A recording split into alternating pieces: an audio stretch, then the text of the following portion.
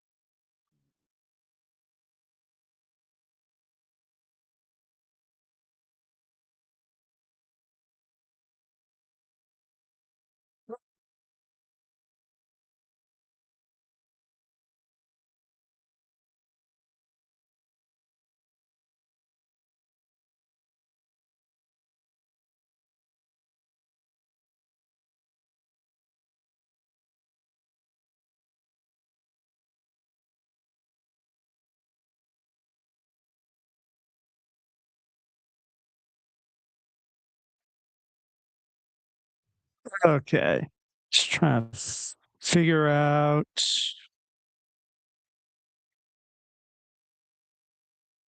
Nope, it's not what I wanted. I think that's about.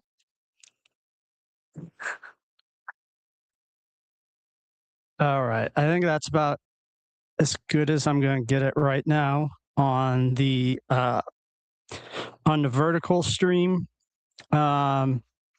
So we'll go see what happens. It's giving you too much of a headache. It's kind of giving me a headache right now.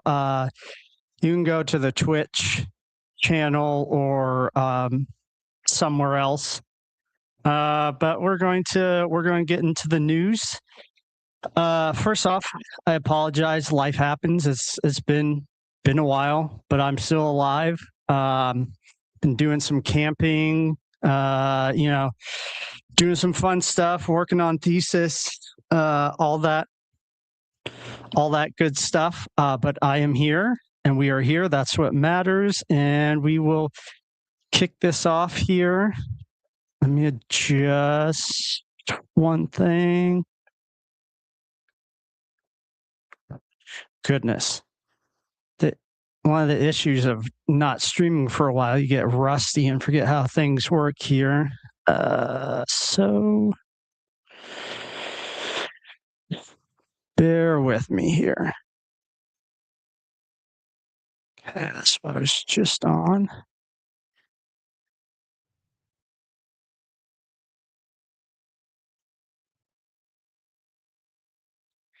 All right, let's try that. Okay, I think this is as good as it's going to get right now. Again, apologies. Trying to get back in the swing of things here. But anyway, yeah. Hey, hello. Welcome to Feminist Features. Today is the 12th of May. It is Tuesday. Yeah, pretty sure it's a Tuesday. I get my days mixed up all the time. Anyway, we have quite a few things to talk about. First, I want to say, and I think we're going to do something like slightly different here. So I was thinking of ways to keep up the positive energy, right, and to fight this this nihilism and despotism and just like ugliness and sadness that is in our lives right now, especially when it comes to politics. I think politics by its nature is always like that, but especially now, especially those of us who are working class, who are struggling, who are, seeing our paychecks barely keeping up with inflation. I thought maybe a little encouraging to start off by telling people kind of what I did today. Kind of my one small little act of change, right?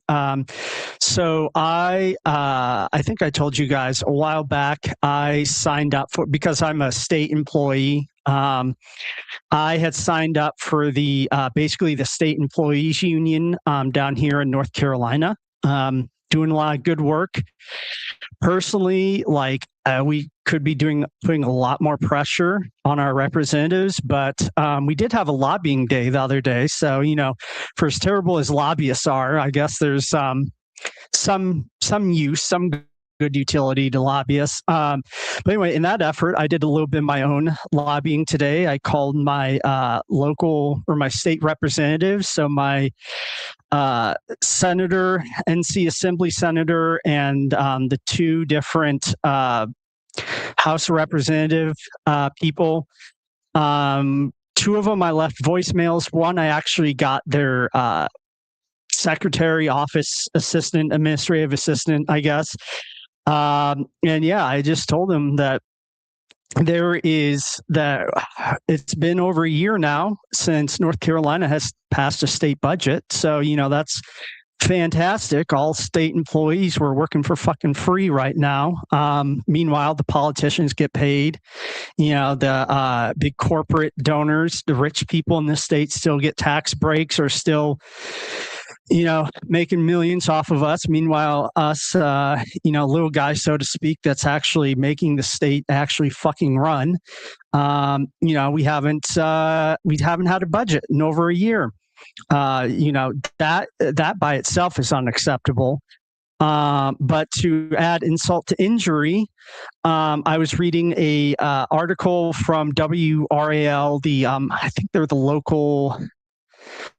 Correct me, people yell at me. I'm probably got this wrong. I think they're the local NBC affiliate down here in the Triangle. Anyway, they do decent like local political coverage. They were saying that our state assembly is close to passing a budget with some potential good things in it. Right now, apparently, the rumor is that this budget is going to include a 3% raise for all state employees, excluding teachers. Teachers are kind of like a special class of state employee in a sense. Like most states do this. It's kind of due to like how education is done in this country, how it's like locally controlled, but like partly local funded, partly state funded. It's a mix of different things. And down here in North Carolina, because of good old segregation, and we can't let our, lily white children, go to the schools with all the detestable brown kids. We have the charter school system, which makes it even more fucked up and complicated. Schools are schools. Like public schools are public schools. I understand. Like you want the best for your kid. I totally get that. But the way you fix that is by funding the fucking public schools, is by making more equitable distribution of resources amongst all schools in this state, not instead of creating this two-tiered system where we have public tax dollars going to these private institutions essentially. And I realize every charter school is different. It's all different, whatnot. But most charter schools are privately run. They choose who they want, right? They're very selective. Most of them corrupt as hell. Most of them, because it's a fucking private company essentially that's funded by the state. We socialism for the rich and privileged. We have no issue with that. We don't bat an eye about that. But God forbid we bring any socialism to the working class people, like multiracial working class people. God forbid we don't have the money for that. Anyway, so anyway, all that is to say that teachers are a little bit separate, just because of the weird way the education system has been set up in this country. So anyway, long story short, we're looking at about right now, currently, again, nothing's like finalized or anything, but the current rumors out of Raleigh are that all state employees are getting 3% raise. So that's like, your NC Highway Patrol, certain university positions like I'm in, All the people in DHHS, all the people that help administer Medicaid, Medicare in this country, or sorry, in this state. Yeah, so that's a 3% raise. Teachers are getting an 8% raise, which, again, is a drop in the fucking bucket. Also, there isn't anything in there about CODA or anything to do with, actually fulfilling our goddamn commitments to our state employees who are retired now, enjoying retirement, but can barely scrape by because that pension has been busted. And instead of funding our state employees who actually give service to our state, right? No, we're just going to give it tax breaks to millionaires and billionaires in this fucking state. So, sorry if I'm a little salty. I'm trying not to be salty, but you get worked up about this stuff. Anyway, so so my little action today was calling my state representatives, telling them that, one, it's unacceptable that it's been over a fucking year now since we've had a budget, and it's not from lack of having money. Like, North Carolina has had surpluses, state surpluses for several years now. Even despite cutting taxes and giving more money back to millionaires and billionaires who, don't need the money at all. But anyway, so 3% is barely keeping up with inflation, even in the most rural parts of the state. And 8% for teachers. Again, that's a fucking drop in the bucket. And people wonder why our kids are struggling, are less quote unquote educated than kids before. Maybe it could be because we're not fucking paying our teachers anything. We're not giving resources to teachers. Teachers, yeah, they make a little bit of a salary, right? But they have to buy all their own fucking school supplies. Think of when you were a kid, right? How your classroom would send out to your parents every single year a donations list, right? All the Kleenex box. I just think of it like kindergarten, first grade, stuff like that, right? All the Kleenex boxes, all the paper towels, all the hand sanitizer, all the cleaning supplies, because kids get messy, right? There's some adults that get messy, I include myself in that. But yeah, instead of actually caring about the health, safety, and education of our students and those who educate them, the state can barely raise their fucking wages either. So, and then on top of it, the state's done absolutely nothing so far with the pension plan or retirement funding for those people who have gone on before us, right? And it's just, it's just a complete breakdown. It's, it's unacceptable. It's just another example of how, it's all about greed and wealth, and, fuck you if you actually want to make a difference in this world, right? Besides making as much money and owning as much stuff as possible. So anyway, I got the call to action email from the state employees union. So I'm like, what the hell? I'll take it up here. And so I called my representatives and basically told them what I just told you now. This is unacceptable. And, we're watching you. Elections are coming around the corner. And mind you, I say this all the time. I don't give a shit if it's a Republican, a Democrat, whatever. It does not fucking matter. They're all Democrats. And I didn't mince my words with any of them. I'm like, look, this is unacceptable. You sit in your cushy jobs, right, in Raleigh in the state assembly. Meanwhile, the people that actually make this state run are struggling to keep up to even pay for groceries. And it's absolutely ridiculous. It's way past time you stop listening to your corporate fat cat, donors, your number one donors that are, giving you money, and actually listen to your goddamn constituents. And it's just, clearly you can tell it's very aggravating, but small steps. We all have to find those small things we can do every day to at least keep our sanity, right? At least feel like we're making some sort of a difference. And end of the day, like, that's what it's going to take. It sucks. Political work. We have this notion in this country, I think, and I don't think it's just in our country, but like this notion that like, oh, okay, I'll go vote, but that's the end of my civic engagement. No, I say this every goddamn episode. Like, voting is the bare fucking minimum any of us can do. Voting and paying taxes, right? And I understand, especially here in America, we have rights and freedoms. And if you don't want to vote, don't vote. You know, if you don't want to pay your taxes, don't pay your taxes. But also be aware that there's consequences for that, right? And it's just, it's just more and more every day. You know, yeah, the grind gets to you, and I understand like why people are so disillusioned, because they should be, because this all our institutions, honestly, I mean, there's a few good ones out there, but most of the good ones out there are their funding is being slashed at the federal, state, and local level, and you know, and it's all directly related. Where does all that money go?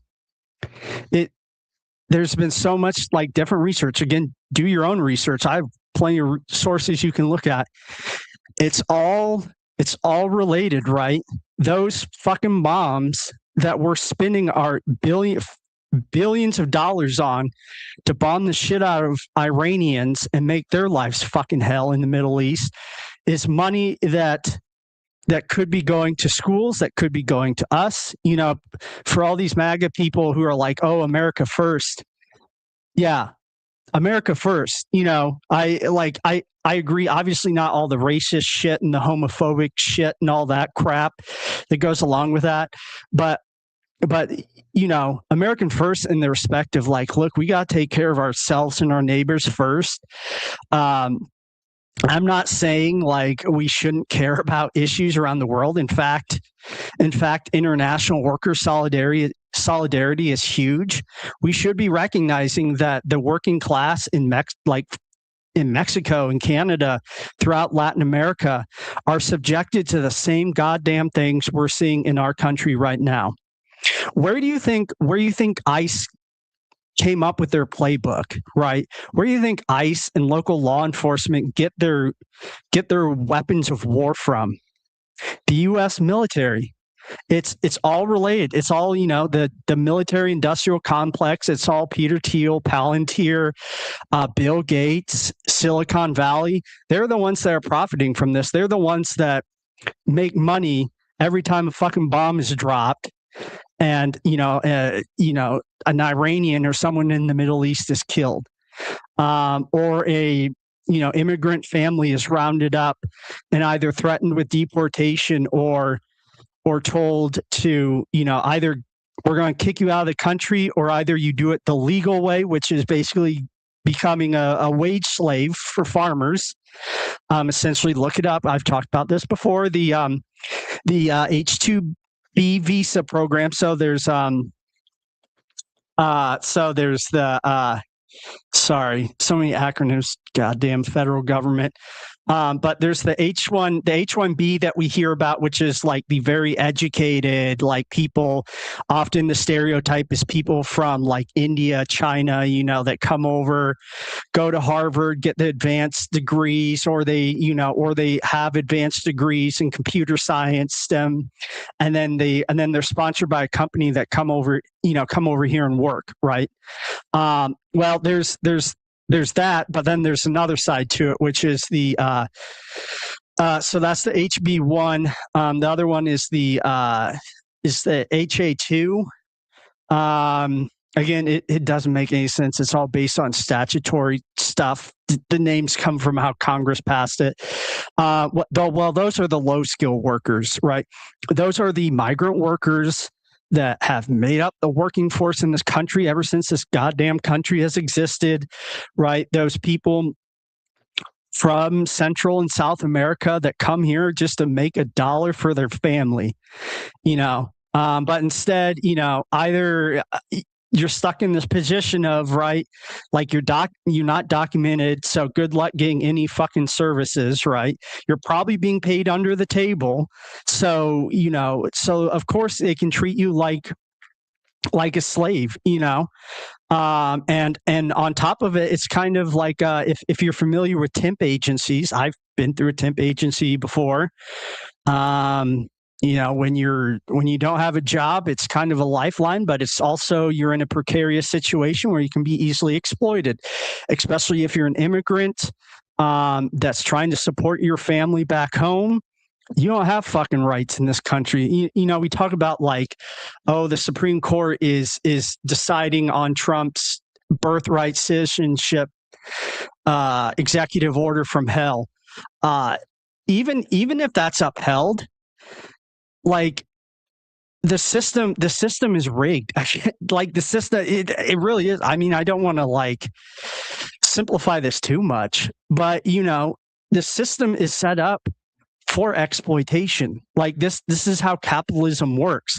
This is the system that we live in. Like this is the system that has been shoved down our throats and propagandized to us around the world for centuries and centuries. Maybe not that long. U.S. hasn't been around that long, but for a long damn time. And I think it's finally wonderful to see that Americans, especially younger Americans, are waking up to this and seeing how much of a fucked up raw deal this is, and how the ultimate end of it is exploitation. It's like Trump and Stephen Miller and his ilk believe and they'll say it. They say all the time, it's the law of the jungle. Fuck you if you can't defend yourself. Fuck you if you have disabilities. Fuck you if you're not normal in any way. You don't deserve rights. You don't deserve a shot at life. You're just there to work work and work and work, your value and your wages being taken away from you for some cushy, mansion in the, sorry, I'm blanking here, like in the cushy Hamptons or something like that. It's this is all part of the game, So enough of that. I didn't mean to get negative, but the point is, I'm just saying we have to do small steps. Like change. Democracy only happens when we put our nose to the grindstone and work at this. And like it's hard when we're working 9 to 5, when we're working 80 plus hours a day, when we're producing that capital for the business owners, right? And it's going to take people waking up, which I think they are, and realizing that this is the system we live in, but we have chosen it, right? We have been propagandized. We have been told that, oh no, this is the only way to prosperity. This is human development, right? This is technological development. There is technological development, but there's also exploitation, right? And we have to be able to distinguish the difference, which actually kind of nicely segues into the theme of our show today, about being aware of your surroundings, right?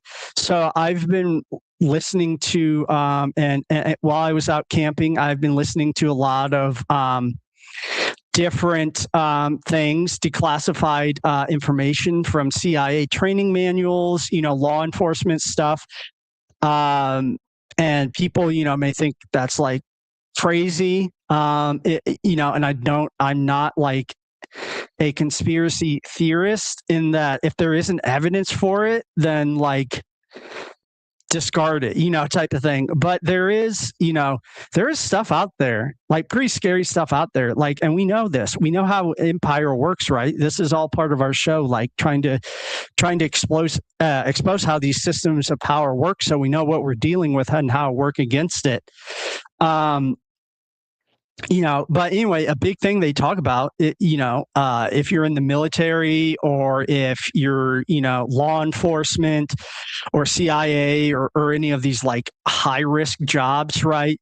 One of the big things, or even a security guard, right? One of the big things they always teach you that's huge is that's will ultimately save your life in most cases is just called situational awareness. What does that mean? That means, having your eyes up, looking around, being aware of your surroundings. Who are the people around you? Not, and again, this isn't to say like be paranoid, not at all, but like notice patterns that are happening around you. Notice the people that are in your community that have lots of money versus those that don't. What are the differences? And I guarantee you, it is not hard work is the difference. Honestly, the people that are struggling, the working class people, and you know this, I know this, we're in this situation, we're working a lot fucking harder. And yet our dollar barely gets by. Yet those people that are sitting on their asses collecting wealth off of, their stocks and things they own. And again, I've got to be transparent. I own some stocks and whatnot. All of us that have 401ks, we do. So there's kind of give and take here, right? But like, what the people that are making most of their income from their labor, right? Like hourly workers, things like that. Look how hard they're working versus those who make most of their income off of the assets that they own. So anybody in the fucking Epstein class, anybody in Trump's orbit, Elon Musk, Jeff Bezos, Mark Zuckerberg. Oh, but Mark Zuckerberg worked so hard, to make Facebook. Yeah, that's bullshit. One, he stole it, which usually happens. Two, he didn't come off from a very poor family, for one. And it's just funny. That's another thing to look at. All these rich people, why are they rich? Was it because they worked hard? I mean, I'm not going to deny, like, sure, there's probably some working hard that happened. But Elon Musk got fucking bailed out by his father how many times? Donald Trump got fucking bailed out from his father how many times? Is still getting fucking bailed out by us, the goddamn taxpayers now. Be aware of that stuff. And when you become more aware of this, of like the situations around you, you like start thinking, you inevitably start thinking like, why is it that I'm working harder and harder every year, yet I can buy less and less stuff for my family? Is it because I'm morally flawed? No. Is it because I'm not Christian enough? No. Is it because, I'm somehow less deserving? Anybody that fucking says that, run the opposite direction from them. That's the most insane thing ever. Especially the people that often tell you that are the ones that are, in the cushy seats, getting the money from the government, getting that good old socialism from the, socialism for the rich. Those are the people that we need to be critical of, right? And I'm not saying like, there's also a distinction we have to make, right? Of like, okay, Jeff Bezos, Elon Musk, they are all people too. Fundamentally, we are all people. So like, ultimately, the problem is not the individuals per se, because they were born into this chaotic world, just like, sorry, I'm going to philosophize a little bit here, but like, they're humans too, right? They just so happen to be born into like pretty wealthy families or like decently well-off families. They also happen to be born as white dudes, they which accounts for a lot in this country. I hate to say it, and again, not saying like there's a lot of white dudes that are poor in this country.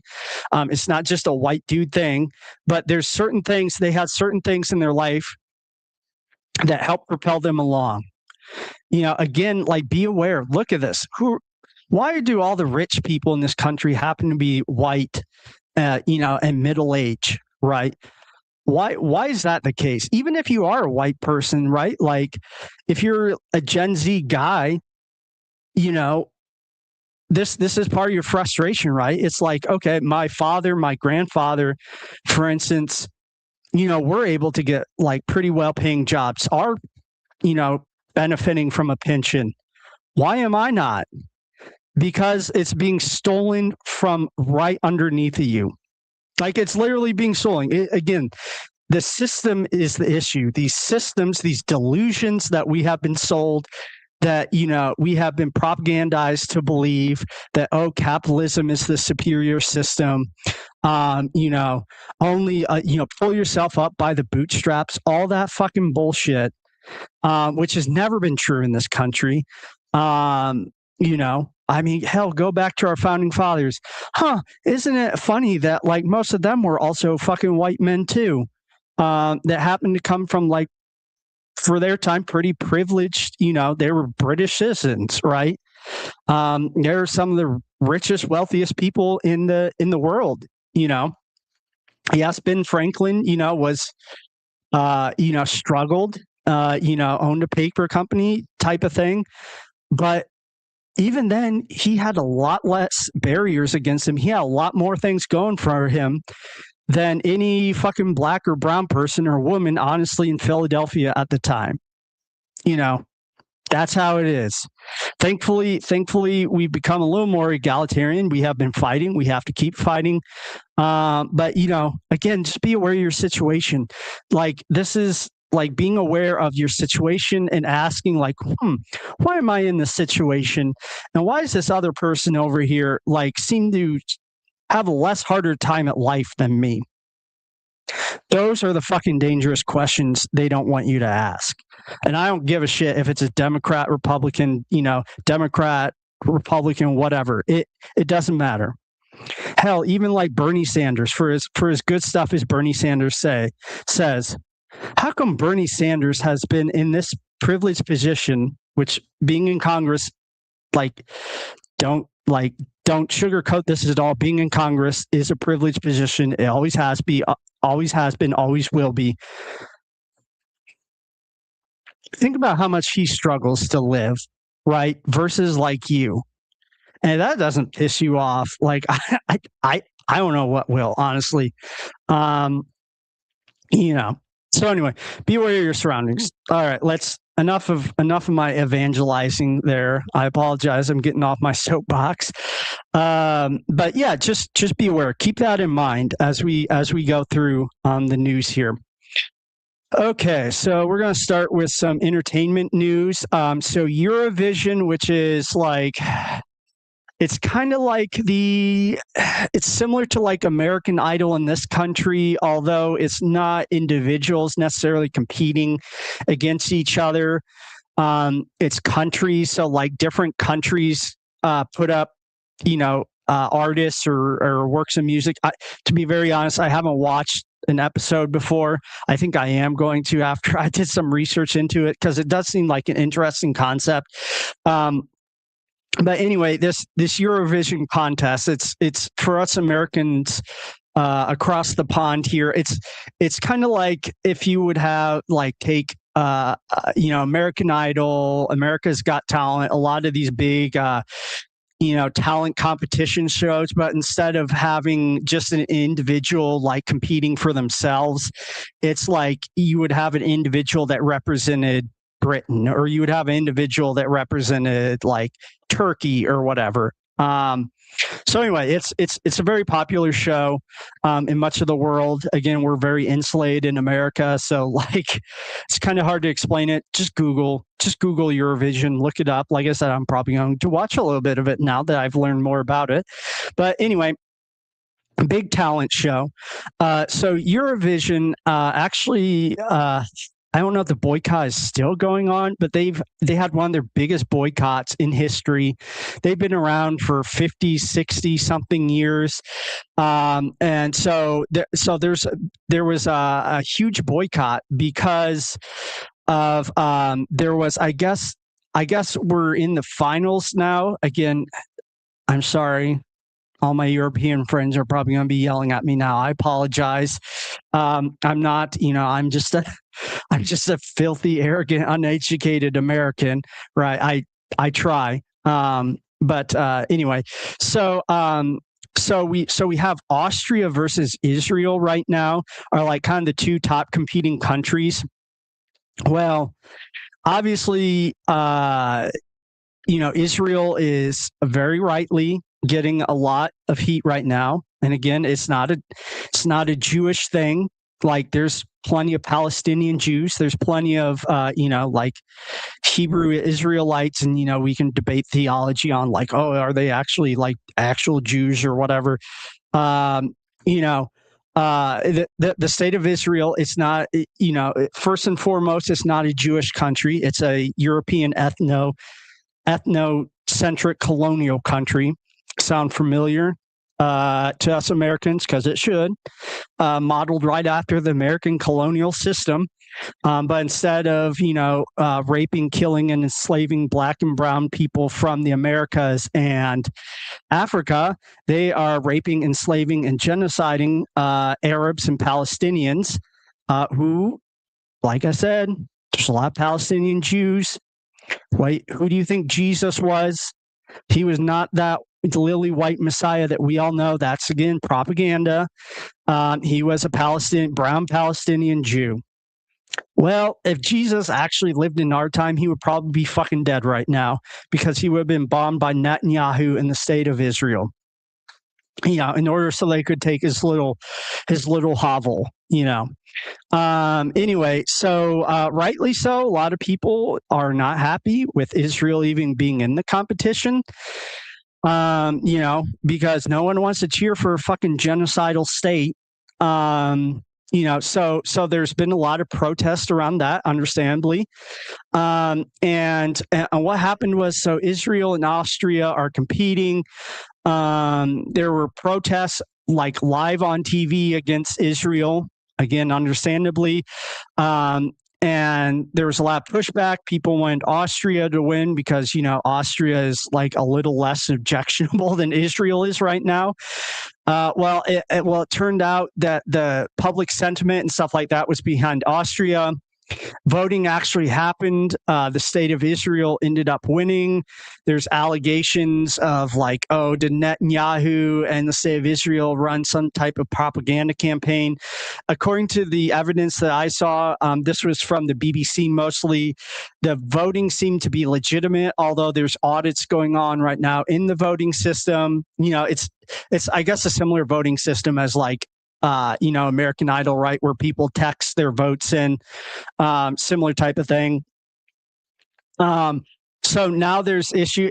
It seems to be that the votes were probably legitimate. Again, there's ongoing investigation. I'm not that invested in this other than like not being a big fan of Israel. But understandably, people are mad about it. So there was this boycott. People, this big show that was supposed to bring the world together, not so much anymore. Once again, thank you, fucking Israel, you genocidal state that, divides people and, is literally killing people. So that was great. So that whole scandal is going on right now. A more positive one, David Attenborough, who's famous. He is like the voice for all those great BBC nature documentaries. He just turned 100. I think it was into last week. So he had a big celebration. Good for him. I guess that's kind of a positive thing.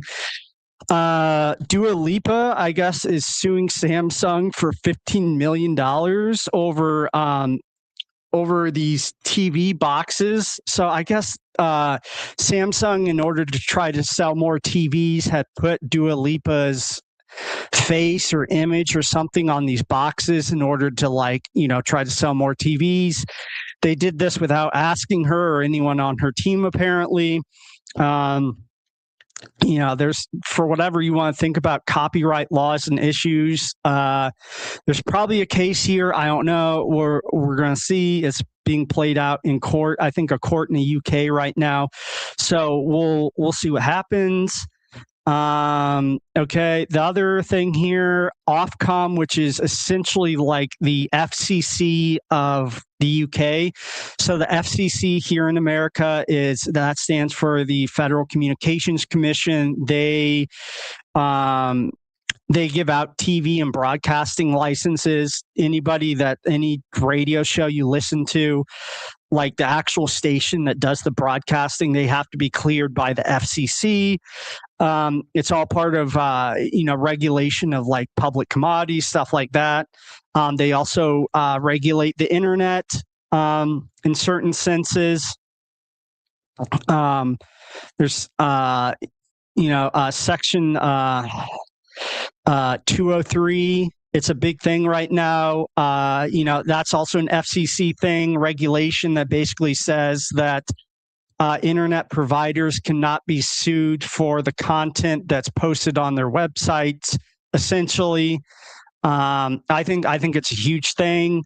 It helps protect freedom of speech online. Of course, it's being attacked right now by both the left, right, because honestly, like old fogies run our country who don't understand how the internet works. People are scared. Understandably, Google exploits people all the time. But anyway, that's a whole nother thing. That's all FCC. Anyway, so Ofcom is the like UK equivalent of that. So there was a complaint by the Office of Inspector Council. I forget what they call it over in Britain. But basically every police department in Britain has this like so-called like independent investigative body over them. So like if there's a police shooting, it's supposed to be investigated by these outside like public officials. It's a much better system than we have in America, obviously, because police can fucking shoot whoever they want in cold blood and get away with it in this country for the most part. Over in the UK, sorry, my microphone's going haywire here. Over in the UK and most of Europe, there's a little bit more regulation around it. Again, like, does that always mean that police killings happen? No. I mean they do. Do police officers get away with murder in Europe? Yes, they do. Theoretically, it's supposed to be less than here in America. But anyway, so anyway, there was a particular high-profile murder of a black man in London. Oh, I thought black people were only killed in America. No, it's all part of the imperial system that we live under, that the Brits and Europeans first developed. Racism is just as alive and strong in Europe as it is here in America. The big difference is I had a friend from Germany. She was spot on about many things, but she would often tell me that the way we view quote unquote Mexicans in this country is how they view Arabs and people from those dirty, Middle Eastern and North African countries, right? Because God forbid the colonists, those who we subjugated, come home to the motherland. Jesus Christ, we can't stand that, Anyway, but so there's this black man that was murdered by a cop, by a British police officer. The guy who was murdered his name was Chris Kaba. I forget if he was like Kenyan, his ancestry or something. But anyway, he was a black man being chased by the British police, tried to get away, essentially was shot and killed by a British police officer. There was an investigation. The officer in question ended up in court. He was cleared of murder. Sounds like just like cops in fucking America. But he did get some administrative slap on the wrist, probably like a temporary suspension, type of thing. And anyway, there was a BBC documentary show that did an episode on this whole murder. Well, of course, the police in Britain, we talk about this all the time, that police and law enforcement are the biggest fucking snowflakes ever. You give them a badge and a gun and they think they can go and kill whoever, because often they can, because juries acquit them all the time. One more reason why our justice system is fucked up. Well, it's not much better in Europe, but anyway, so this BBC documentary show did a thing on this. The British police and Office of Investigator General or whatever it's called got mad because they just painted us in a bad light. Yeah, I wonder fucking why. Because you killed an innocent person. It's again like it doesn't matter where in the world you are. Law enforcement are the biggest goddamn snowflakes there are. We weren't given a chance to defend ourselves. Um, yeah, that in my mind, maybe this is unjust. In my mind, like you kill someone that that um,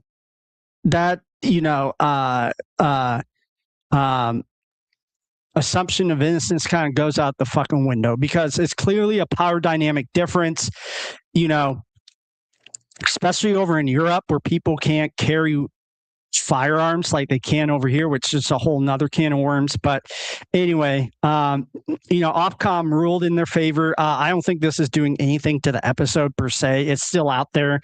It's been out in the public for a long time. So it's just like, okay, sure. Like this one thing in this documentary episode that this person said about British police, like maybe was a little unfair. But then again, the British police did fucking murder a person. So, it's just like, Jesus, shit, the grievance politics, Jesus. Anyway, so here you go. The Cannes Festival, I can never pronounce it. I'm terrible. French people yell at me. I am terrible. Like, but Cannes, that big film festival is happening. Noticeably, there's a lot of the big studios are not participating. They didn't put out any big films, so that should be interesting. See who wins. Maybe we get some more recognition for indie films. That would be awesome. That's from Reuters. That Chris Kaba thing was from the BBC. Okay, let's see. So sports, the WNBA tipped off their season this past weekend. Good for them. They just got out of a collective bargaining agreement, so at least they're getting paid a little bit more. Again, not a drop in the bucket compared to the men, compared to NBA. Gender equality in sports is a constant struggle, right? That we have to keep going. I don't give a fuck if there's multimillionaires like Caitlin Clark should be being paid the exact same as LeBron James. Like I'm just saying, like the talent level is clearly there. Anybody that's just like, oh, professional women athletes, like they're not that good. Bullshit. Like I've been to plenty of college basketball games now. Like the men are just as lanky and talented. I always say that women are just as tall and lanky and talented as the men are, and anyway, more and more we just see that these arguments about like women being paid less in any field is just absolutely ridiculous and has no merit to it.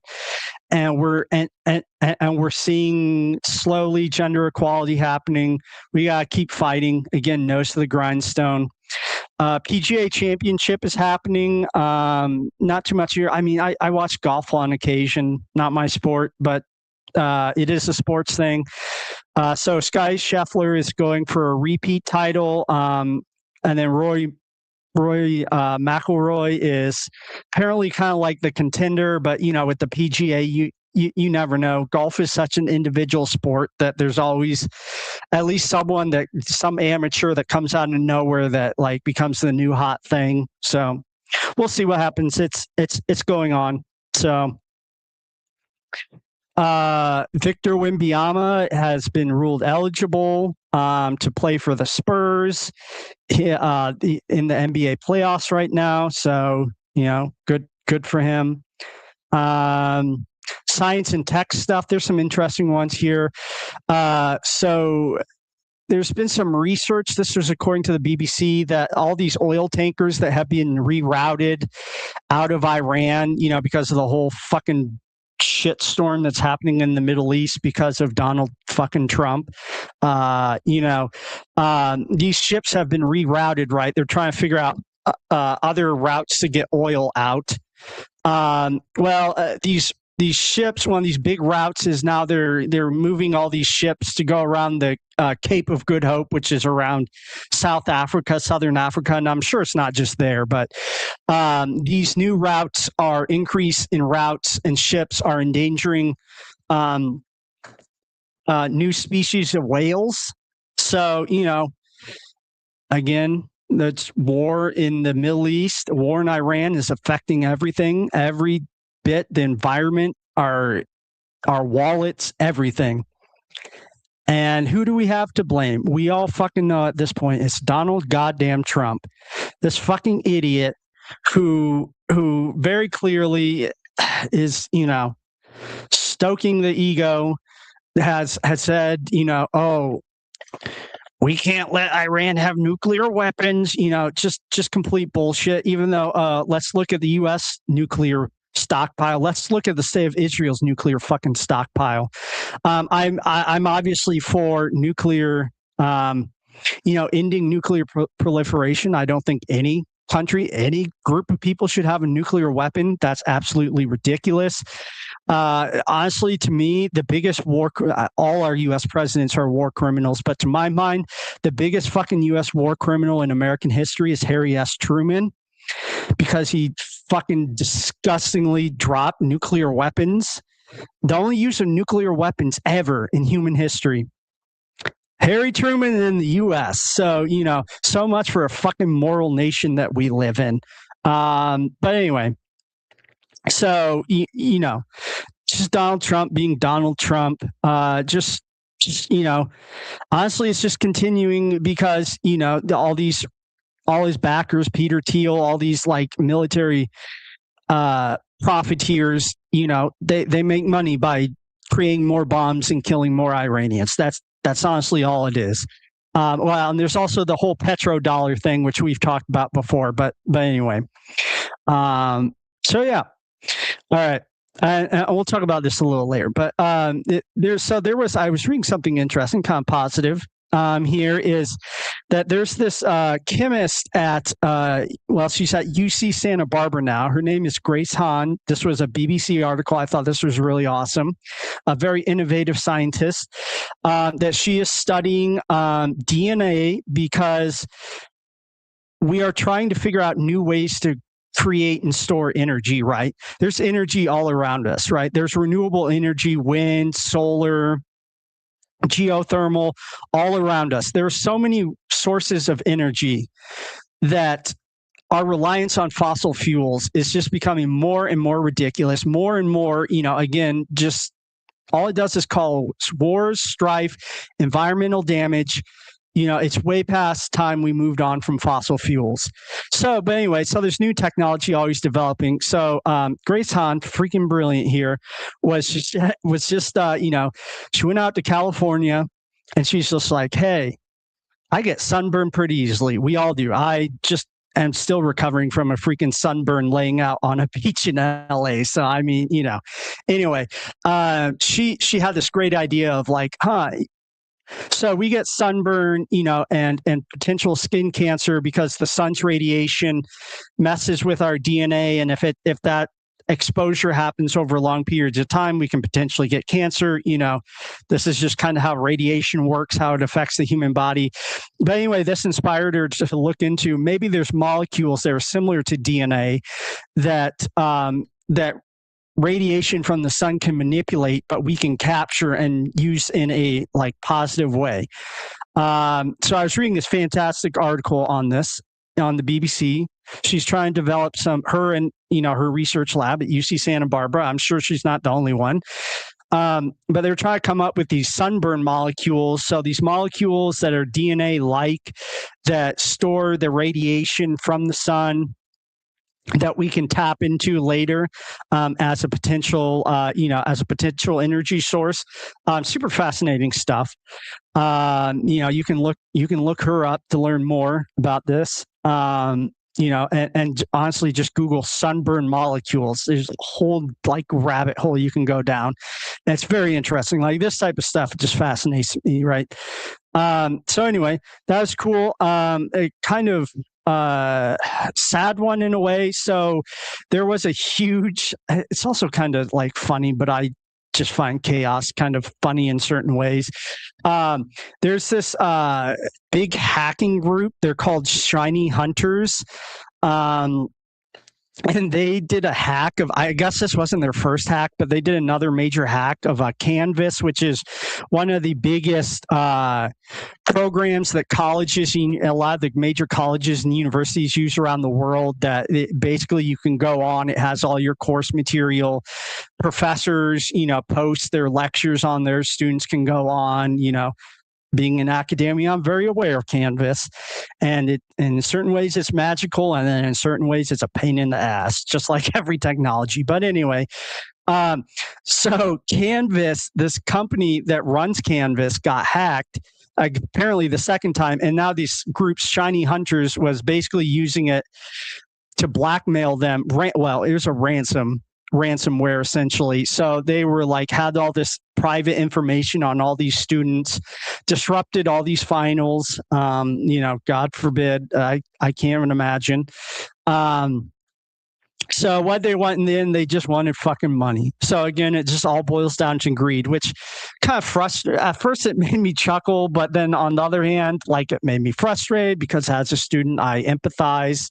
As someone in academia, how annoying that is. This is why backing up your shit on an external hard drive is so important, as much as you can, so this stuff doesn't happen. Well, it still may happen, but it'll, at least you have backed up stuff. Anyway. So I thought this was kind of brilliant in a way, but again, it was just used for greed. This creativity that these hackers and people online have, if they could be using it to bring more transparency to the federal government, to governments all around the world, bring back WikiLeaks. That's all I'm saying. Anyway, so apparently that was reported in the BBC. I read an article in PC Mag today that the developers kind of quietly paid off this group. So you would hope they patched up the issues, but who knows? So potential miss there is all I'm saying. Instead of using your power for good here, it was just more greed. But again, this fucked up capitalist exploitative system we live in, it's kind of not surprising, too sadly. Anyway, so speaking of internet safety and stuff, speaking of how Google and other big tech companies exploit our data and all that stuff, end-to-end encryption was turned off of Instagram. So basically, end-to-end encryption is if you send a message to someone, to a friend or whatever, you see the message, they see the message, and that's it. No one else can see it. Not the provider, not the company. Apps like WhatsApp use this, Instagram used it. I think at one point Snapchat used it. Anyway, so this is concerning, because a lot of these tech companies, in order to, caving the pressure from the federal government, right, and so we can crack down on free speech on the internet, right, to save the children or whatever, they are now making it less and less safer for your information to move around online, which again is just why VPNs are so important, why things like Tor browser are important, Proton,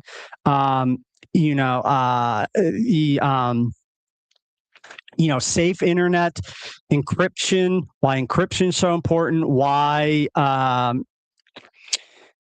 co-ops, online co-ops are so important, because these are the people that actually protect your data. If you want more information, just look up internet co-ops. Do your research. Proton, just look up Proton Mail. That's a good group. Actually, that's the email that I use is through. One of the emails I use is through Proton. They do end-to-end encryption because, they don't want to read your fucking emails. And sure as hell, they're not going to give your emails, which may have sensitive information, to some big data collection company or the federal government, God forbid. So, again, don't trust these big profit-driven businesses, because they always sell you out. If there's the right amount of money, and recently it's been the money's coming from ICE and, all these law enforcement agencies, they don't give a shit about your privacy if it's going to make them more money. Here's another one. So there's ongoing research from Johns Hopkins, and I'm sure not just from Johns Hopkins, but other places, on the potential use of magic mushrooms and other psychedelics to help people quit smoking. So that's kind of cool. I'm always interested in that type of research. There was an interesting article on how fucked up our industrial capitalist system is to our child rearing, to your sleep. Not surprisingly, how, there's a reason why, like we have so many issues that we do. I feel like a lot of it's systemic again, because fuck with sleeping. You can sleep when you die. It's all about producing more and more wealth for fewer and fewer people. But anyway, again, the system's fucked up. Here's another one. Oil tankers are, in order to get around the Strait of Hormuz and all the bombing that's been happening and checkpoints and stuff from Iran and the U.S. and everybody else, oil tankers have been switching out their trackers on them. So this is making it harder to really understand how much oil is not getting out of the Middle East. Also, potential, safety issues. It's just all ongoing thing.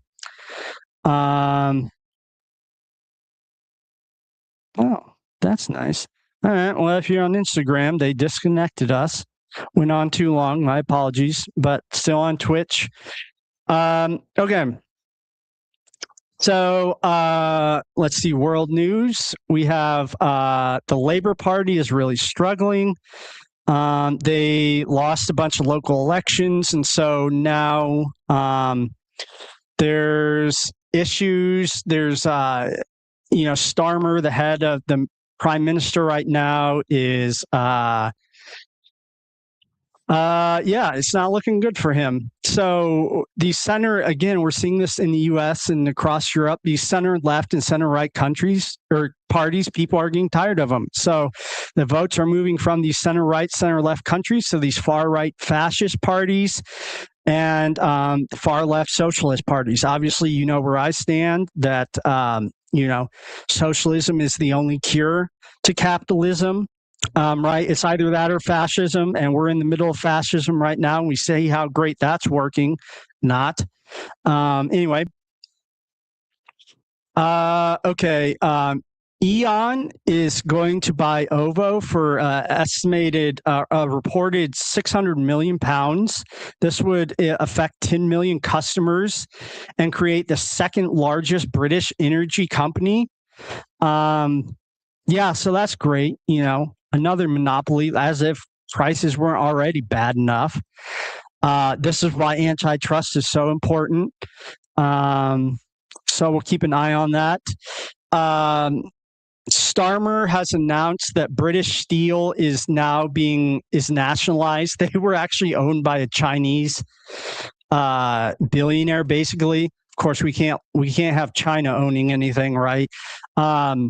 So that's nationalized again. A little too late, I think.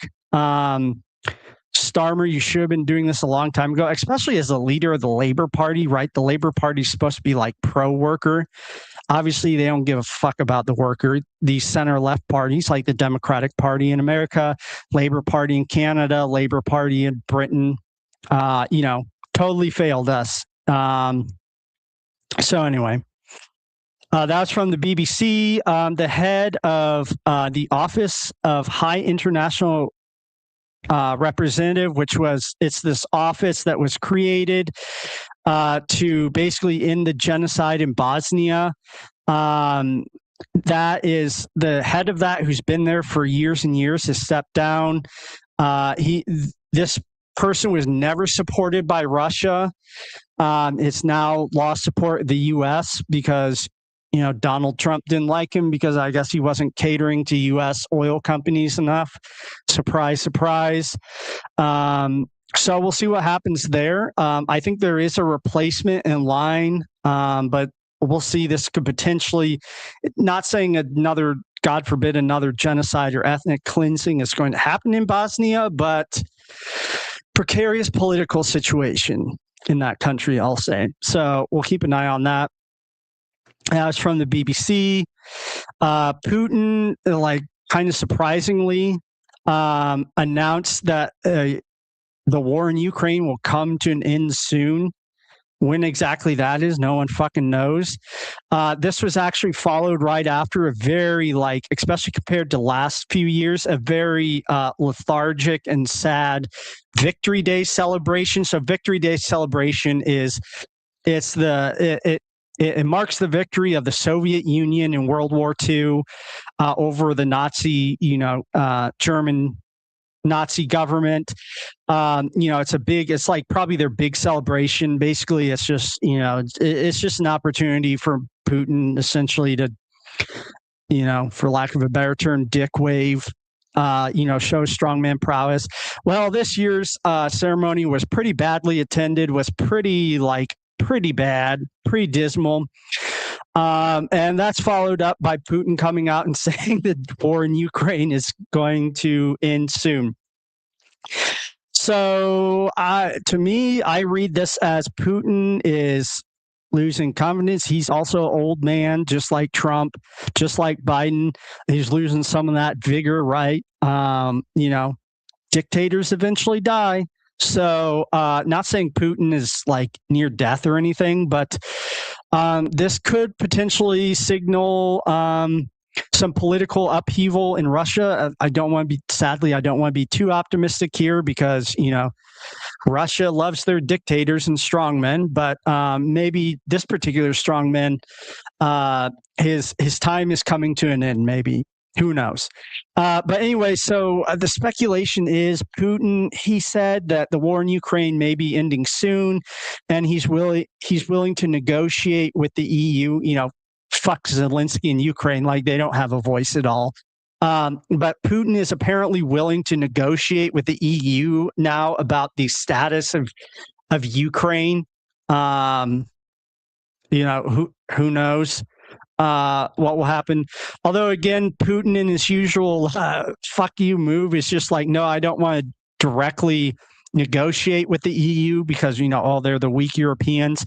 He wants to instead use Prime Minister Hans Schroeder, former Prime Minister or Chancellor of Germany back in like the early 2000s.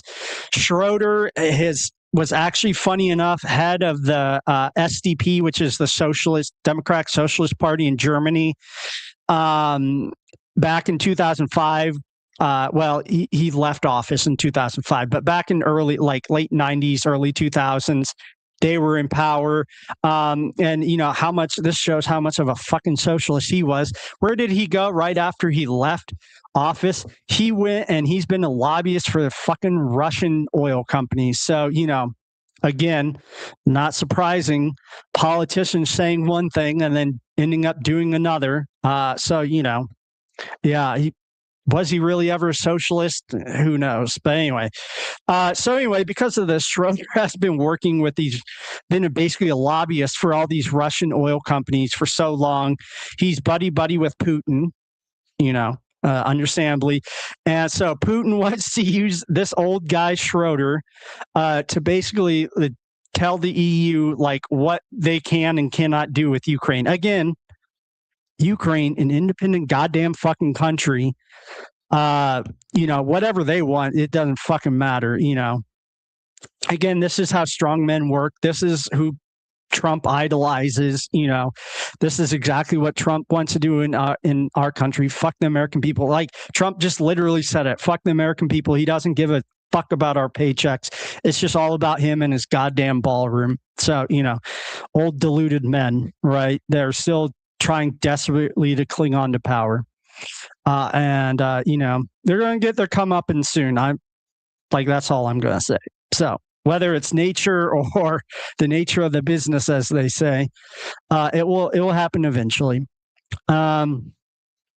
So anyway, that was all reported by the BBC. Kind of shocking, but also kind of like, okay, Putin's clearly seeing the writing on the wall here. Sticking in that part of the country or that part of the world, the country of Georgia just elected a new head of their Orthodox Church. This is potentially concerning, potentially not. I mean, the country of Georgia is already a very conservative state that already outlaws gay people and everything else because God forbid, literally God forbid, them queers. But anyway, there's potential worry here that the country of Georgia may be getting even more conservative because this particular new head of the Orthodox Church is very friendly with the Russian Orthodox Church, who, as we know, is working hand in hand with Putin to put the queers and dissenters in prison in Russia. So, struggle goes on. Queers it doesn't matter where in the fucking world we are. Our struggle continues. So I thought that was a little interesting. This was kind of a funny one. So Emmanuel Macron, the president of France, went to Kenya because he's on this African tour, right? Of essentially trying to get his colonies back. I mean, let's be honest. France is, and it's not just France. Europe, America, all these European countries that think they're so great are finally figuring out that their colonialist bullshit is over. And so they're scrambling. And now they're trying the good old, if we just give you some money, maybe you'll become those happy colonialists again, AKA slaves, right? Just slavery by another form, honestly. Funny enough, so he went, and I guess he started out his little tour speaking at the University of Nairobi, I guess. Got absolutely jeered and ridiculed, as he rightly should be. Fuck you, you arrogant goddamn white European. We kicked you out years ago. Why the fuck are you coming back? And so Macron got booed, as he should be. He's saying France wants to invest 23 billion euros into Kenya and other African countries. They do this every time. And China does this. They all do it. We're going to give you money. We're going to help you build your infrastructure. Yeah, it's all a red herring, because who are the people that end up going in and building the infrastructure? It's European companies. So it's just another form of colonial exploitation, right? All in the guise of, we can't do the thing. It's frowned upon now that we can't do the slaves and just beat you and kill you and fuck you and your black bodies. No, we got to try the carrot and the stick method, right? The stick we can't do anymore, so now we're going to try the carrot method. Well, thankfully, people in goddamn Africa and around the world are smart enough to figure out what a ruse this is, and Macron, just like most white Europeans, I include myself in this too, and most Americans, are just fucking deluded and thinking that this is still going to work. Kenya, to be fair, was just okay, we'll take your money, but we want pretty serious commitments from the G7.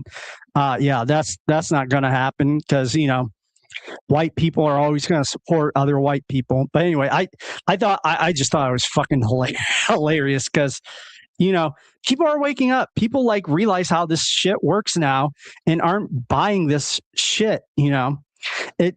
Trade is fine, but let's do it in a fair, ethical way instead of exploiting, people. So anyway, it's all part of the capitalist, colonialist, empire structure that we're trying to fight, right?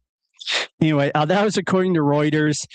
Asia, Prime Minister Modi did a national speech urging Indians to use less oil and gold.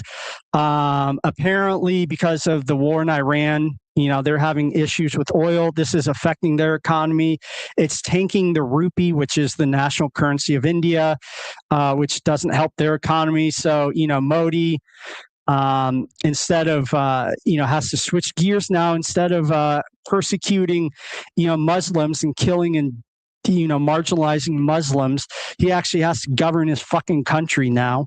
And yeah, that's not going so well for him. Now he's trying the carrot method of like, oh, okay, Indians, let's pull together and unless you're fucking Muslim or in fucking Kashmir or something like that, then you're not like actual Indians. We can fucking rape and do whatever the hell we want with you. But anyway, for us Hindu nationalist Muslims, or sorry, Hindu nationalist citizens, we got to pull together. We got to start carpooling, and we got to work from home, and we got to stop buying gold for our weddings and everything else. Yeah, grasping at straws here. The main opposition party to Modi, to his Hindu nationalist fascist government, rightly called him out, saying, yeah, this is bullshit. This is clearly him just trying to cope. So yeah, again, I think Modi, like Putin and Trump and a lot of these fascists, are like finally seeing the writing on the wall and are just like, oh shit, maybe we should actually do something to try to appease people in their economic situation.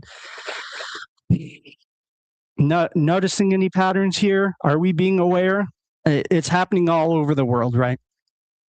So we'll see. Like, I highly doubt this is going to do anything. Probably what's going to happen, what's being predicted by the opposition party in India and kind of people that watch this, is that there's probably going to be national there's probably going to be like some type of national oil shortage or oil rationing, gold rationing, and we'll see how great that goes over well with the Indian people, because we know how great that went with Americans and Jimmy Carter in the 1970s, or Donald Trump, honestly, right now. Yeah, good luck. So, again, one more reason why this goddamn war in Iran needs to end, why we need to get off of fossil fuels, why we need to, destroy these capitalist colonial systems. But anyway, I'm a broken record at this point. So the Philippines, the vice president, Sara Duterte, she's the daughter of Carlos Duterte, I think. So there's two kind of big, like in the Philippines, it's small country, very like family based. So there's kind of two big families that run the country essentially ever since, the U.S. ended its occupation. Again, what wonderful situations fucking colonialism creates. They're still feeling the repercussions of it. So the Duterte family and the Marcos family are feuding. Marcos was he was the confidant of this Carlos Duterte for a long time, and then they had a falling out because Marcos wasn't. I forget. I'm going to butcher this. I think Marcos was not being too happy with privatizing all their national resources, because just like we're seeing with France and Africa, you end up giving it back to the private sector. Who's it going to end up? All the resources are going to end up with the colonialists again. Again, it's just the same fucking cycle over and over again. So anyway, there's this big feud. The Dutertes basically made threats against the Marcos family. That has brought a lot of heat on Duterte. And now the National House of Representatives impeached her. It was challenged. The Supreme Court of Philippines basically has ruled that no, the impeachment was fair. So now she is going to go in front of their National Senate. She may be impeached. Who knows? The feud continues. That was from the BBC and the AP. Just something to keep our eyes on there. So Africa, we are seeing actually increased airstrikes from countries like Chad, Nigeria, Sudan on, these evil terrorists, Boko Haram, which again, Boko Haram is a very disgusting, patriarchal, radical Islamist caliphate group, just like ISIS, whatnot, just despicable people. Well, because of the U.S. and, European pressures, we can't have that. So in response, a lot of these countries like Chad are doing their own carpet bombing. And we all know how well, these precision strikes and whatnot work. Well, instead of killing Boko Haram people, usually it kills innocent civilians, often across the border. So now we have a situation of Chad. The country of Chad has killed a bunch of Nigerian fishermen in the Lake Chad area, which Lake Chad kind of sits on the border between the two countries. Honestly, in my mind, this is an assault on innocent civilians by a foreign country. It's the same goddamn shit that Trump did with in Venezuela. So we'll see what happens. Tensions will just escalate, more violence, in Africa, all to still try to appease the white colonial rulers. Even though, right, we're out of Africa. Yeah, bullshit. But once you realize how this colonial system and neocolonialism work, like none of this fucking surprises you. Anyway, that's a whole nother story for another time. So yeah, and then I saw today that the Nigerian government had killed more of their citizens trying to bomb Boko Haram. So, goddamn, people in Nigeria, man, I feel for you. All those scammers and stuff, like, it's tough, man. Like, I have empathy for them. I'll just say that, right? So yeah. South Africa, their president is Cyril Ramaphosa, is also being impeached right now because there was a huge scandal that happened recently called Farmgate, where this president of Africa, who's part of the ANC, which is the political party that Nelson Mandela was. They've been in power since Nelson Mandela, so there's no corruption that's going to fucking happen, right? So anyway, this president was apparently had like a shit ton of cash, like foreign cash, just stuffed into couches and furniture in one of his like little mansions. And there were a bunch of people that came and tried to rob him, like understandably. Well, of course, that raised a lot of alarms because it's like, okay, you're a public official. Where are you getting all this foreign currency from? It couldn't be because of bribery and like back dealing shady political deals at all. So because of that, the National Congress of South Africa is like, well, we should probably look into this because this seems clearly like there's some corruption going on. So the ANC, which is the party in charge, tried to squash it. Thankfully, they haven't. The impeachment continues, so we'll see what happens there. Political corruption happens in every system, in every party. I'm not going to lie, like communist, socialist parties have their own issues, right? This is why you never trust goddamn politicians, even if they do like ideologically agree with you or not. All right, U.S. news. So one thing from Congress. So there's several U.S. Senate. Well, there's two things, but one particularly under Congress. The other thing we'll talk about under White House news.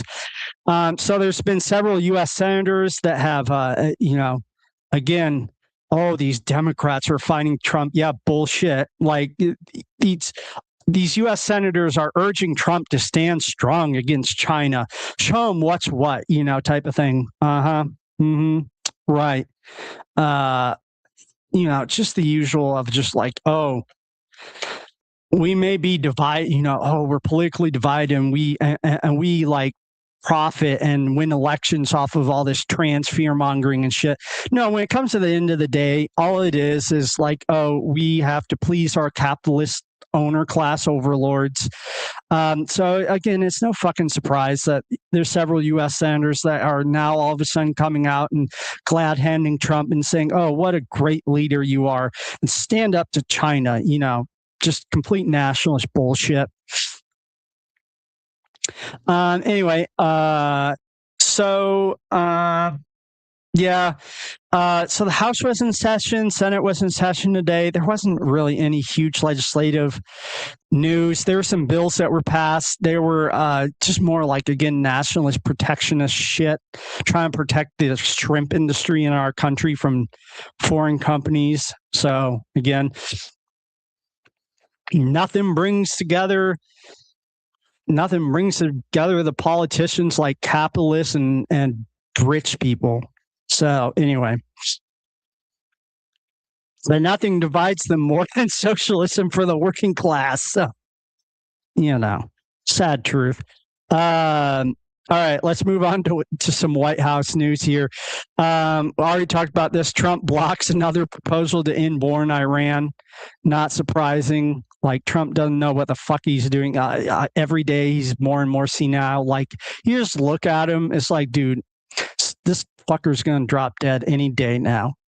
Like, he lived a long life. All that 100% McDonald's diet that you eat is finally catching up with you. I mean, I don't know. I don't eat meat, but I will say I enjoy some McDonald's French fries every once in a while, so I can't completely judge on that front.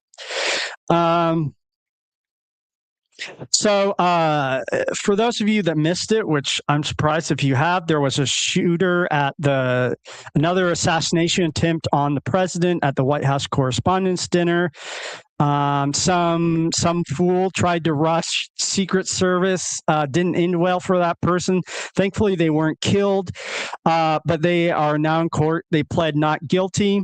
So we'll kind of see what happens there. Ongoing trial. That was according to the BBC, but it's a major news story. All major outlets are covering it. So, okay, here we go. So Trump is going to China. He's meeting with Xi. Who the hell knows what's going to happen? At least they're meeting again, which, I'm kind of for, in that maybe this can turn down some tensions. But knowing Trump, and honestly, Xi isn't much better. Like, for his nationalists and fascist and fucked up as America is, China isn't really much better. Honestly, it's just a different. They call themselves the Communist Party. We call ourselves the fucking Trump fascists. It's all the two sides of the same coin, basically. So yeah, but at least I would much rather have talks and negotiations than bombing and everything else. So there's some goods and there's some bads. But the funny thing is, and this again shouldn't surprise any of us, Trump has a whole fucking entourage. The actual people that matter, CEO of Apple, Boeing, Citigroup, Tesla, Qualcomm, Elon Musk, all those fuckers are traveling with Donald Trump on Air Force One. Isn't that so nice? Because they're meeting with their Chinese counterparts and do more deals. Like, if this isn't like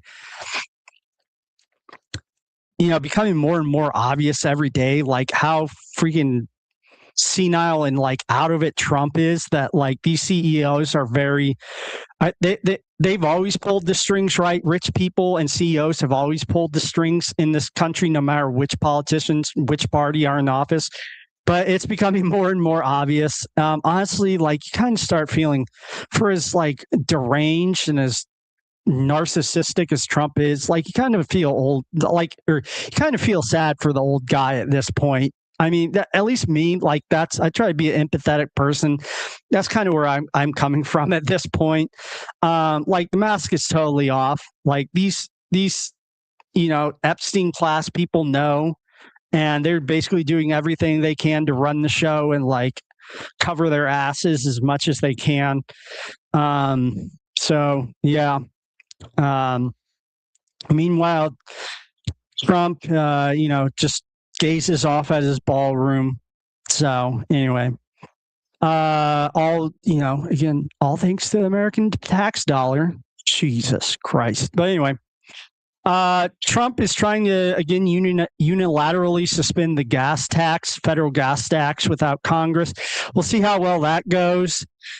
Sadly, I think this is a case that Congress isn't going to do jack shit. I don't care if the Democrats do take office in November, they're not going to do anything, because like the gas tax, it's making our lives a little like less expensive, which like the gas tax is only like federal gas tax is only like 8 cents, or it's like, 8 cents out of, $4, whatever is still significant, but still like, really, what could save us a lot of fucking money at the gas pump? Ending the war in Iran, transitioning our energy, our vehicles off of fossil fuels. No, but like, that's too hard to work apparently. So anyway, it's all band-aids. It's all band-aids. I tell you what, temporary fixes that and then don't really do anything for us as our paychecks continue to shrink and our grocery prices go up. So anyway, I thought this was funny. So Senator Mark Kelly has been on sorry to use the pun, but has been on a warpath about, not just him, but he's particularly been on this warpath about how our weapons stockpile is shrinking because Trump is bombing the shit out of Iran. Well, of course, that makes little Pete Hegseth mad because he's like, oh, you can't say that. Again, Mark Kelly's a fucking American citizen. He can say whatever the hell he wants. But I do think it's interesting that both Hegseth, a Republican, and Mark Kelly, a Democrat, are both concerned about our weapons stockpiling going down. Mark my words. And we're seeing this with Graham Plattner. We're seeing this with what's her name in governor of Virginia. We're seeing it with goddamn Roy Cooper down here. These Democrats, they may be anti-Trump, but they are sure as hell pro-military. They're sure as hell pro-law enforcement. They just want to do it more efficiently.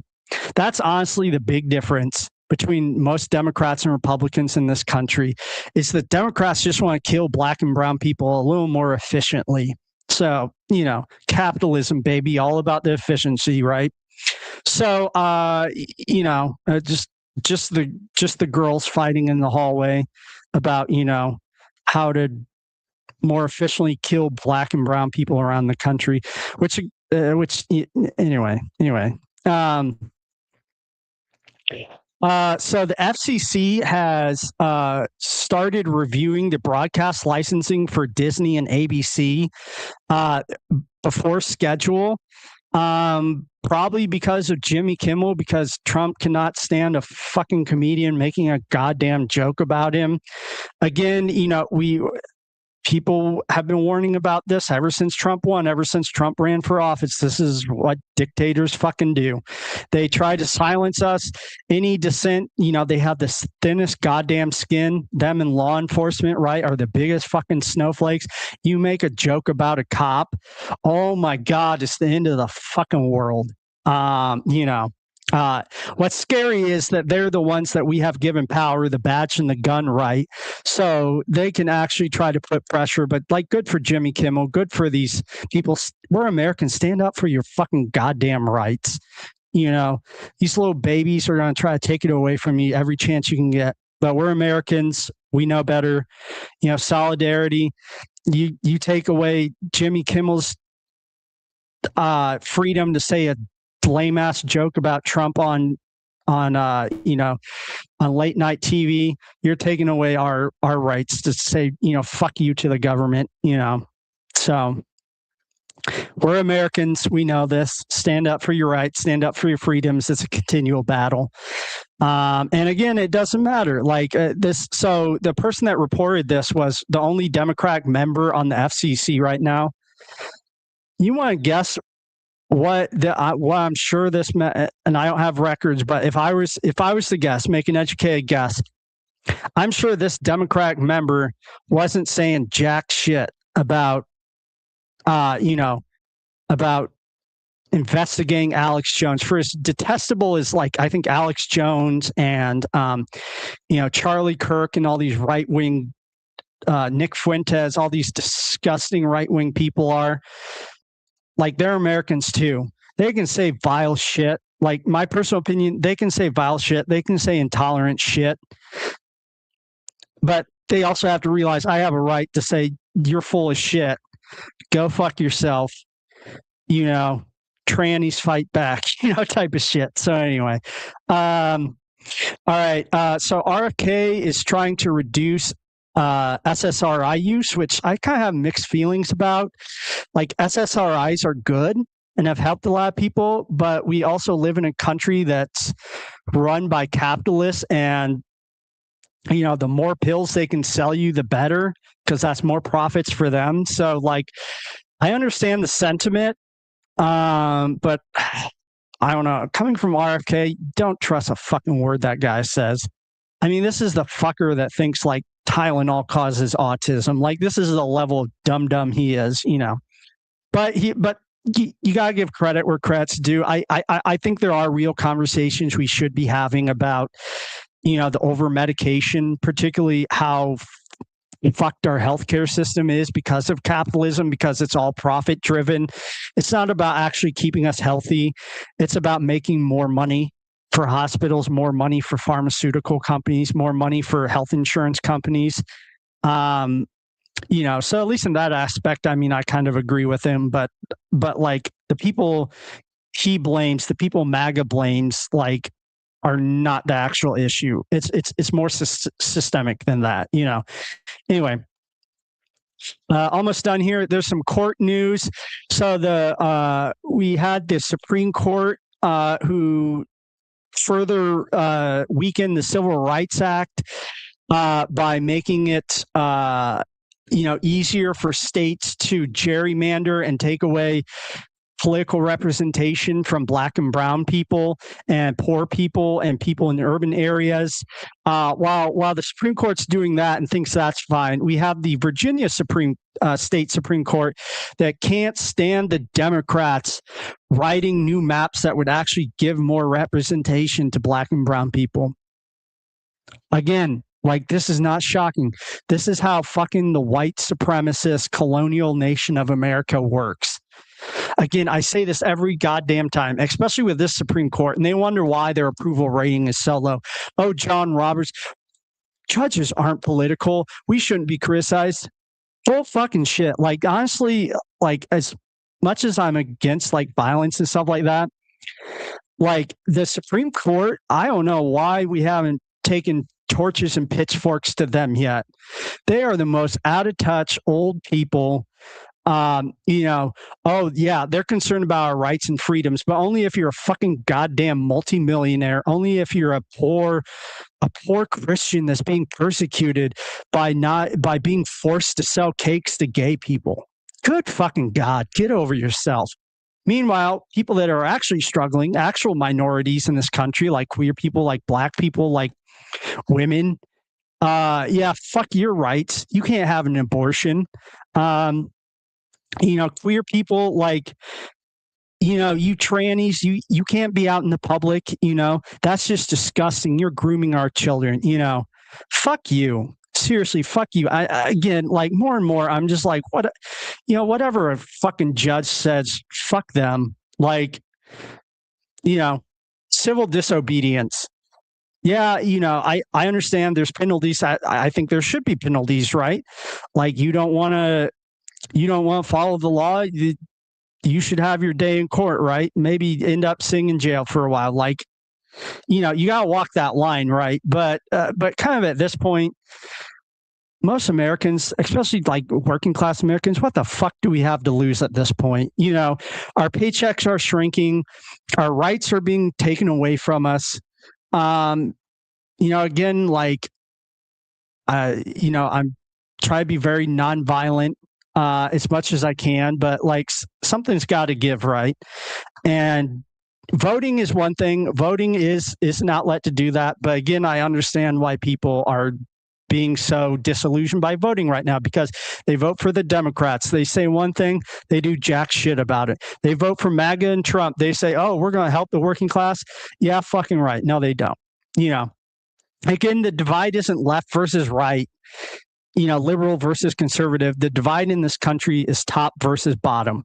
That's all it is. All these little cultural issues are all just little parlor games to distract us. All these racial issues, parlor games. It's always been like this in this country, but even more so now.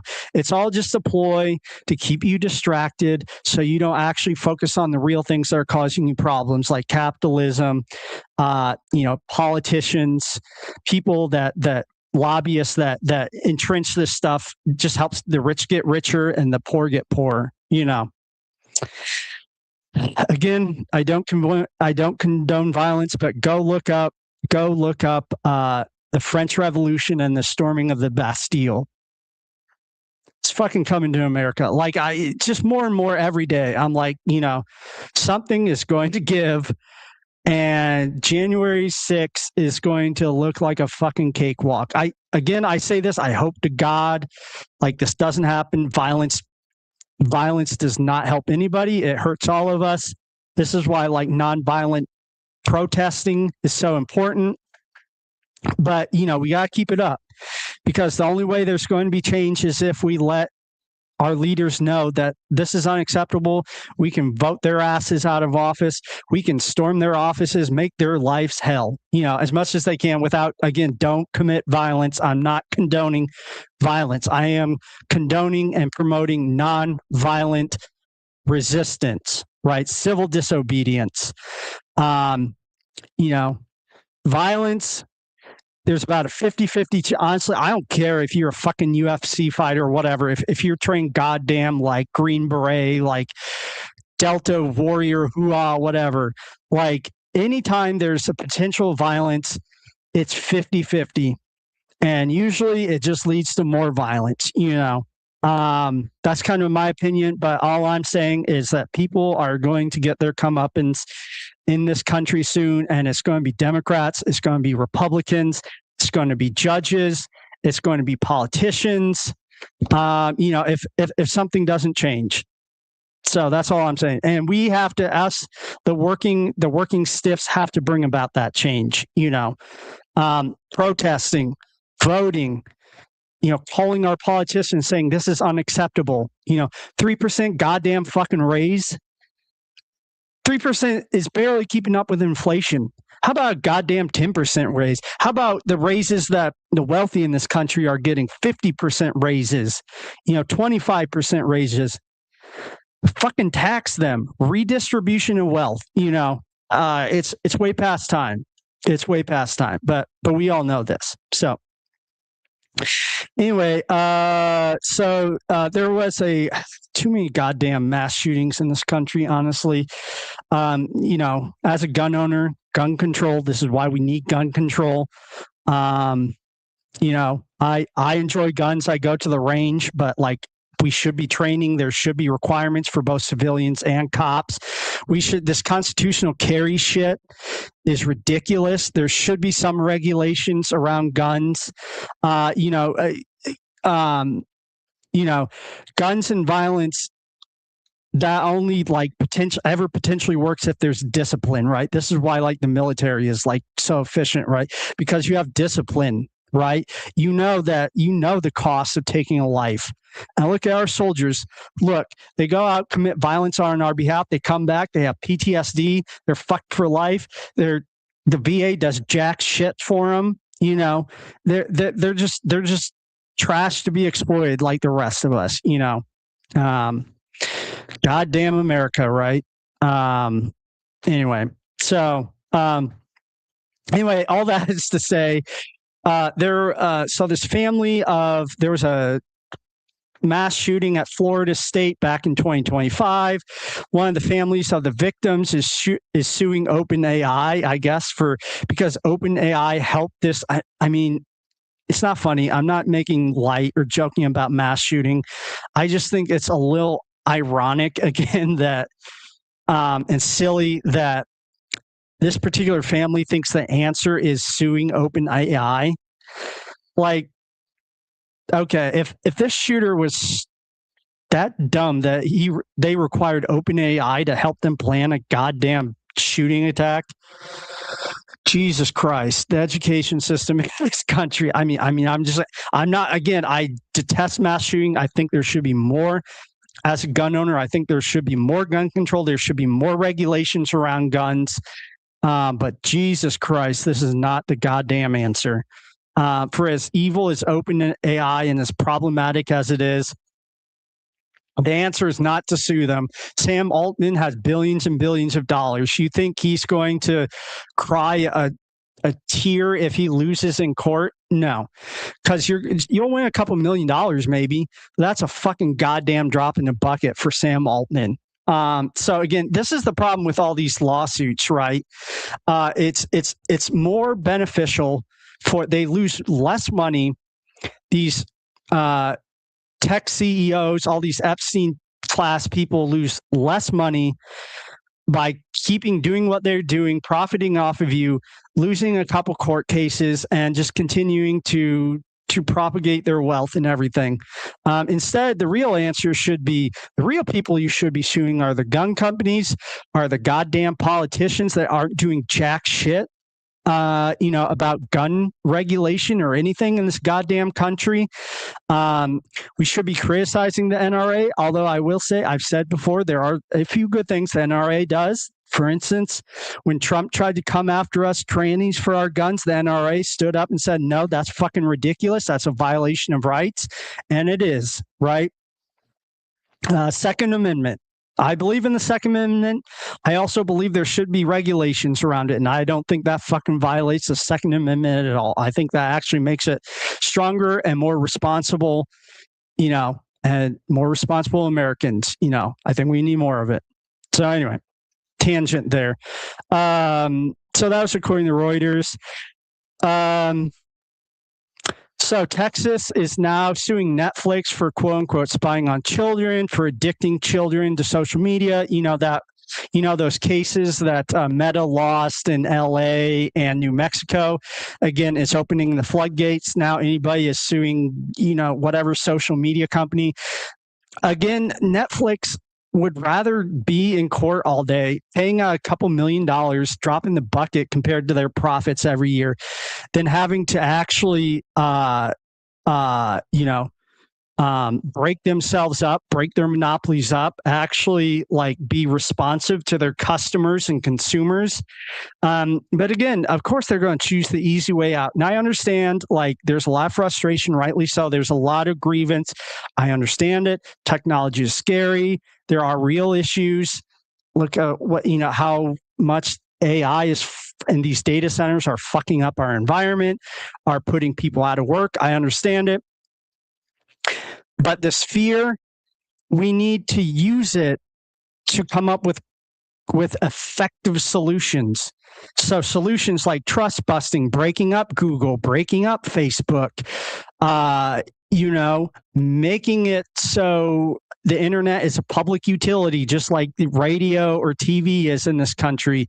Let the users of the internet use the internet without restrictions. Obviously, you need restrictions because, child pornography, C-SPAM is disgusting. There's exploitation that happens on the internet. I'm not denying that, but this is not the way to fix it. That's all I'm saying.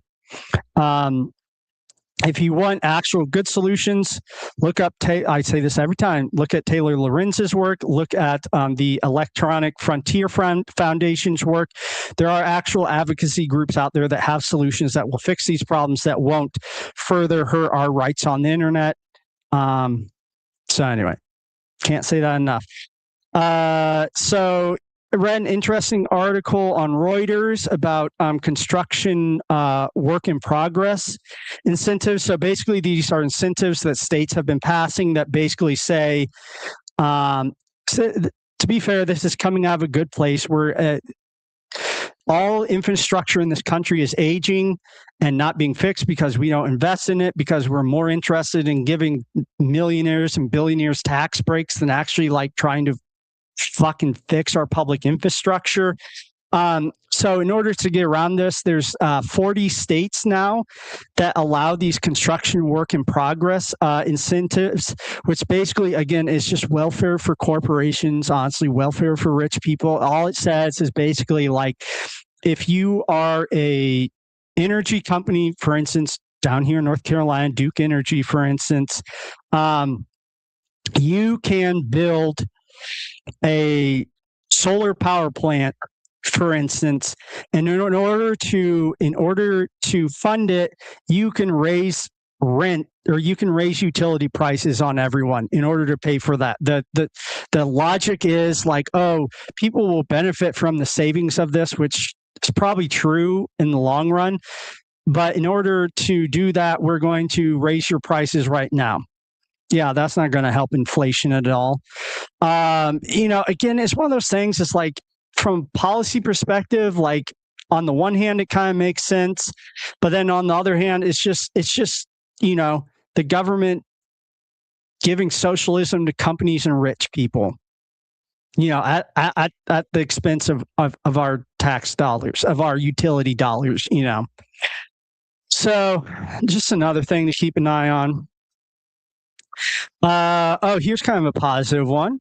Montana and Hawaii are looking at passing laws that would redefine what corporations are. So actually, fun little fact, each state, if you want to form a corporation or a limited partnership or any type of business, you have to fill out paper, because I've had to do this fucking before. You basically fill out some paperwork, you submit it to the state, you pay an ass load of money just to submit a goddamn paper.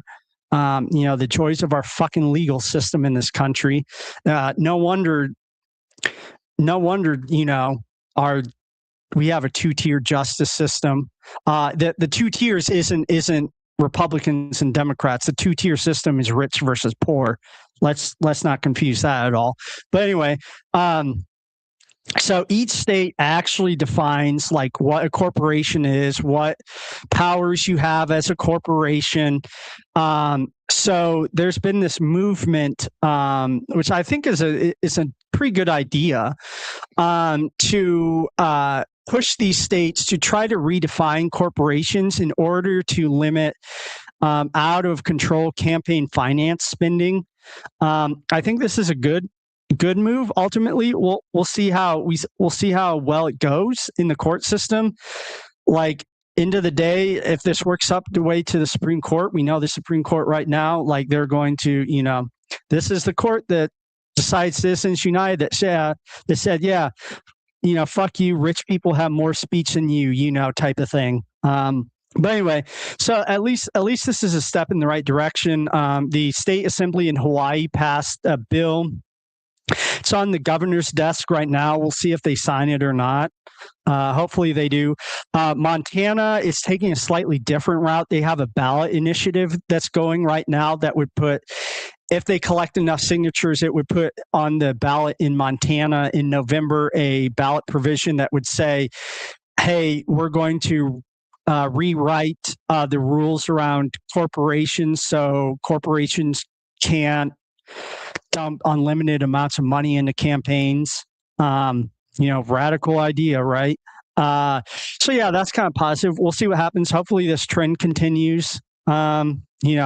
States, the laboratories of democracy, as they say. Anyway, the Cornhuskers are at the polls today doing their primary votes. As a Cornhusker myself, well, I guess former Cornhusker, big part of my heart's still in Nebraska, though. Those polls are going today. We'll see what happens. I'll bring you results tomorrow. That and the last one about the Montana-Hawaii thing are both from the AP. Okay, and then we have some other things here. Almost done. So three things here. So Cerebus Systems, which is just another AI chip company, has raised their potential price for their IPO. They're doing their initial public offering soon, which is basically when a company starts listing its shares on the stock market so we can all buy into it. So originally they had the projected price of putting a price per share of $115 to $125. Again, that's his fucking starting price. Well, they've upped that to $150 to $160.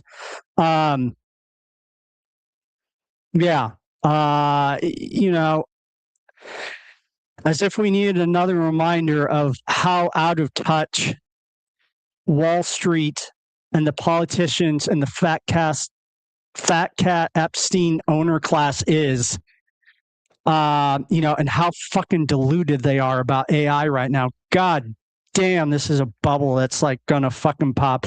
And sadly, it's gonna pop. And it's going to be us, the working stiff U.S. taxpayers, are going to bail these fuckers out again. I guarantee it. I swear to God, if it happens again. But again, I'm not saying this is going to happen, but this is getting crazy. I haven't looked at the actual financials of this company, but if it's like any other AI company right now, I'm sure it's way overvalued. I'm sure this is fucking insane. This is not Again, I haven't looked at the numbers. I haven't done the accounting on my part, but I would imagine that this is a wildly speculative valuation that is going to flop. Maybe it won't. Who knows? Who knows? But the way AI is going in this country, yeah. Again, the comeuppance are coming. The comeuppance are coming. That's all I'm saying. Okay, actually, some North Carolina news here. So Papa John's and Wing, which Wing is a drone company that's owned by Google, they are doing testing drone delivery of Papa John's pizzas in Sunny Valley Commons, which is in Indian Trail area. It's a suburb outside of Charlotte.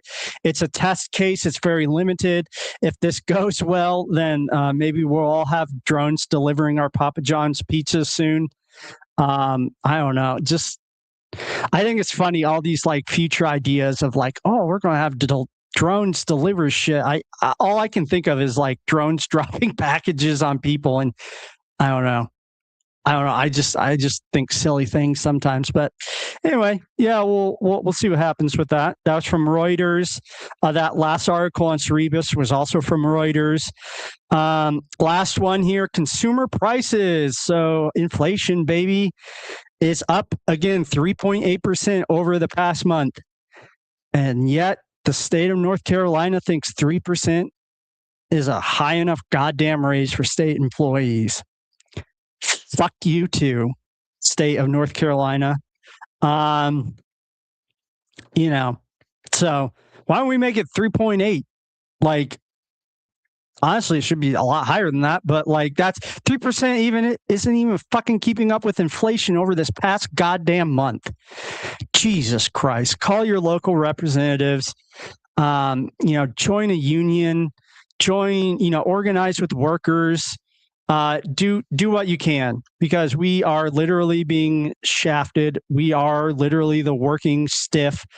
Our labor, their money, it's fucked up. We all know this. Anyway, all right, gone way too long. Call to action. I just said it. Be aware.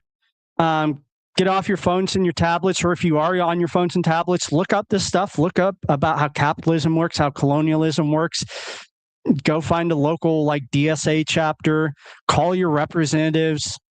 Do something. Do something. So, all right, gone on way too long. Every stream has kicked me off, I'm sure, at this point. So anyway, that is it. Peace, and see you tomorrow.